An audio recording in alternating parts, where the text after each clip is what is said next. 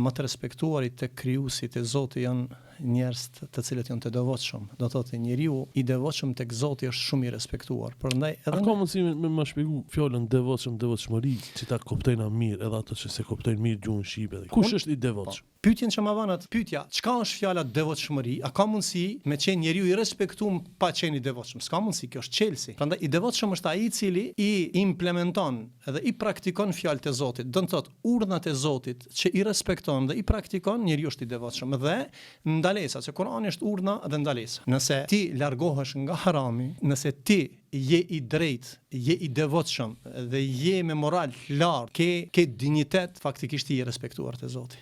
Prandaj devotshmëria është kodi i suksesit e cila e stabilizon njerëzimin. Derisa bota nuk ishin të devotshëm, Allahu e dërgoi profetin alayhis salam, edhe na ka thirrë që ne të bëhemi të devotshëm. Kurani Allahu e ka zbritur për njerëz e devotshëm. Prandaj edhe Kurani, edhe suneti e pejgamberit sallallahu alaihi wasallam janë dy shtyllat e devotshmërisë. Prandaj kush i beson dhe i praktikon këto, atëherë do të jetë nga njerëzit e devotshëm, do të jetë nga ata të cilët Allahu do t'i ngritë, do të ketë respekt. Sot po flasim mungesa e respektit është mungesa e devotshmërisë. Sot mungesa e respektit është mungesa e drejtësisë. Sot mungesa e respektit është mungesa e moralit dhe dinjitetit.